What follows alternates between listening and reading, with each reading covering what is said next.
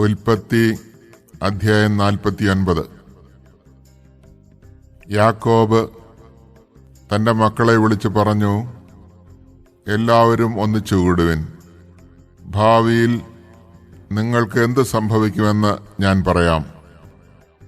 യാക്കോബിന്റെ പുത്രന്മാരെ ഒന്നിച്ചുകൂടി കേൾക്കുവിൻ. നിങ്ങളുടെ പിതാവായ ഇസ്രായേലിന്റെ വാക്കുകൾ ശ്രദ്ധിക്കുവിൻ. റൂബൻ, നീ എന്റെ കടിഞ്ഞൂൽ പുത്രനാണ്, എന്റെ ശക്തിയും എന്റെ പൗരുഷത്തിന്റെ ആദ്യഫലവും.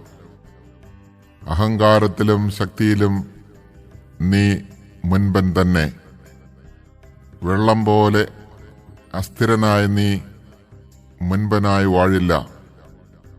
എന്തെന്നാൽ നീ പിതാവിന്റെ കിടക്കയിൽ കയറി അത് അശുദ്ധമാക്കി. എന്റെ ശയ്യയിൽ കയറി നീ എന്നെ ദ്രോഹിച്ചുവല്ലോ. ശമയോനും ലേവിയും കൂടപ്പിറപ്പുകളാണ്. അവരുടെ വാളുകൾ അക്രമത്തിന്റെ ആയുധങ്ങളാണ്.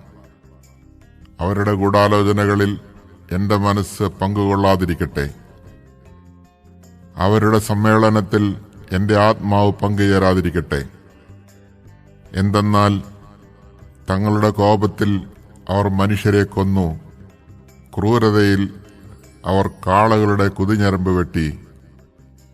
അവരുടെ ഉഗ്രമായ കോപവും ക്രൂരമായ ക്രോധവും ശപിക്കപ്പെടട്ടെ. ഞാൻ അവരെ യാക്കോബിൽ വിഭജിക്കും, ഇസ്രായേലിൽ ചിതറിക്കുകയും ചെയ്യും. യൂദാ, നിന്റെ സഹോദരന്മാർ നിന്നെ പുകഴ്ത്തും. നിന്റെ കൈ ശത്രുക്കളുടെ കഴുത്തിൽ പതിക്കും. നിന്റെ പിതാവിന്റെ പുത്രന്മാർ നിന്റെ മുമ്പിൽ കുമ്പിടും. യൂദാ ഒരു സിംഹക്കുട്ടിയാണ്. എന്റെ മകനെ, നീ ഇരയിൽ നിന്ന് മടങ്ങിയിരിക്കുന്നു. അവനൊരു സിംഹത്തെപ്പോലെയും സിംഹിയെപ്പോലെയും പതുങ്ങിക്കിടന്ന് വിശ്രമിക്കുന്നു. അവനെ ഉണർത്താൻ ആർക്ക് ധൈര്യമുണ്ടാകും? ചെങ്കോൽ യൂദായെ വിട്ടുപോകയില്ല. അതിന്റെ അവകാശി വന്നു ചേരും വരെ അധികാരദണ്ഡ് അവന്റെ സന്തതികളിൽ നിന്ന് നീങ്ങിപ്പോകയില്ല. ജനതകൾ അവനെ അനുസരിക്കും. അവൻ തന്റെ കഴുതയെ മുന്തിരിവള്ളിയിലും കഴുതക്കുട്ടിയെ വിശിഷ്ടമായ മുന്തിരിച്ചെടിയിലും കെട്ടിയിടും. തന്റെ ഉടുപ്പ് വീഞ്ഞിലും മേലങ്കി മുന്തിരിച്ചാറിലും കഴുകും.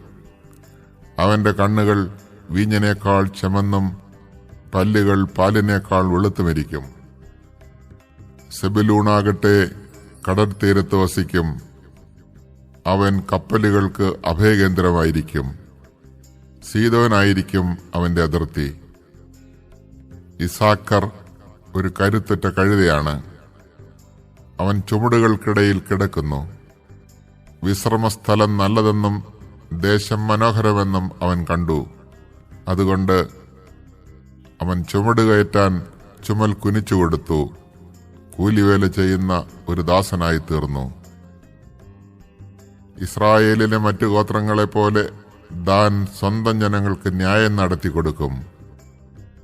ദാൻ വഴിവെക്കിലെ സർപ്പവും പാതയിലെ അണലിയുമായിരിക്കും. അവൻ കുതിരയുടെ കുതികാലിൽ കടിക്കും. കുതിരക്കാരൻ മലർന്നു വീഴുകയും ചെയ്യും.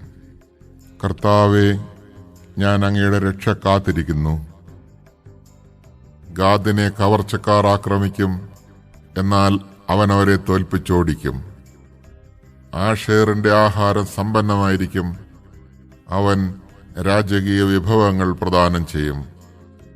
സ്വച്ഛന്തം ചരിക്കുന്ന ഒരു പേടമാനാണ് നഫ്താലി. അവൻ മൃദുല വാക്കുകൾ പൊഴിക്കുന്നു. നീരുറവയ്ക്കരികെ നിൽക്കുന്ന ഫലസമൃദ്ധമായ വൃക്ഷമാണ് ജോസഫ്. അതിന്റെ ശാഖകൾ മതിലിനു മീതെ പടർന്നു നിൽക്കുന്നു. വില്ലാളികൾ അവനെ കഠിനമായി വേദനിപ്പിച്ചു. അവർ അവന് നേരെ അമ്പെയ്യുകയും അവനെ ഞെരുക്കുകയും ചെയ്തു. എന്നാൽ അവന്റെ വില്ല് ഉറച്ചു നിന്നു. യാക്കോബിന്റെ ശക്തനായ ദൈവം, ഇസ്രായേലിന്റെ പാറയായ ഇടയൻ, തന്റെ കൈകൾ കൊണ്ട് അവന്റെ കൈകളെ ശക്തിപ്പെടുത്തി. നിന്റെ പിതാവിന്റെ ദൈവം നിനക്ക് തുണയായിരിക്കും. സർവശക്തനായ ദൈവം നിന്നെ അനുഗ്രഹിക്കും. മുകളിലുള്ള ആകാശത്തിന്റെയും കീഴിലുള്ള ആഴത്തിന്റെയും ഉദരത്തിന്റെയും മാറിടത്തിന്റെയും അനുഗ്രഹങ്ങൾ നിനക്കുണ്ടാകട്ടെ. നിന്റെ പിതാവിന്റെ അനുഗ്രഹങ്ങൾ നിത്യപർവ്വതങ്ങളുടെ ഔദാര്യത്തെക്കാളും ശാശ്വതഗിരികളുടെ അനുഗ്രഹങ്ങളെക്കാളും ശക്തങ്ങളാണ്. അവ ജോസഫിന്റെ ശിരസിൽ തന്റെ സഹോദരരിൽ നിന്ന് വേർപെട്ടിരുന്നവന്റെ മൂർധാവിൽ വർഷിക്കപ്പെടട്ടെ.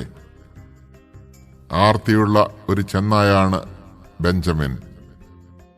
അവൻ രാവിലെ ഇര വിഴുങ്ങുകയും വൈകുന്നേരം കവർച്ച മുതൽ പങ്കിടുകയും ചെയ്യും.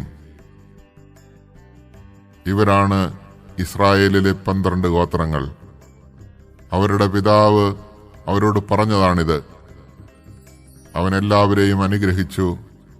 ഓരോരുത്തർക്കും ചേർന്ന വിധത്തിലാണ് അവരെ അനുഗ്രഹിച്ചത്. യാക്കോബ് അവരോട് ആവശ്യപ്പെട്ടു, ഞാൻ എൻ്റെ ആളുകളോട് ചേരുകയായി. ഹിത്യനായ എഫ്രോണിന്റെ വയലിലുള്ള ഗുഹയിൽ എൻ്റെ പിതാക്കന്മാരുടെ അടുത്ത് എന്നെയും അടക്കുക. മാമ്രയ്ക്ക് കിഴക്ക് കാനാൻ ദേശത്തുള്ള മക്പെലായിലെ വയലിലാണ് ആ ഗുഹ. ശ്മശാന ഭൂമിക്ക് വേണ്ടി ഹിത്യനായ എഫ്രോണിൽ നിന്ന് അബ്രാഹാം അവകാശമായി വാങ്ങിയതാണ് ആ വയലും ഗുഹയും. അബ്രാഹത്തെയും ഭാര്യ സാറായെയും അവിടെയാണ് അവർ അടക്കം ചെയ്തത്. അവിടെ തന്നെയാണ് ഇസ്ഹാക്കിനെയും ഭാര്യ റബേക്കയെയും സംസ്കരിച്ചത്. ഞാൻ ലയായെ സംസ്കരിച്ചതും അവിടെ തന്നെ. വയലും അതിലുള്ള ഗുഹയും ഹിത്യരുടെ കയ്യിൽ നിന്നാണ് വാങ്ങിയത്. തനിക്ക് പറയാനുണ്ടായിരുന്നത് പറഞ്ഞു തീർന്നപ്പോൾ യാക്കോബ് കിടക്കയിലേക്ക് ചാഞ്ഞു. അവൻ അന്തിശ്വാസം വലിച്ച് തന്റെ ജനത്തോട് ചേർന്നു.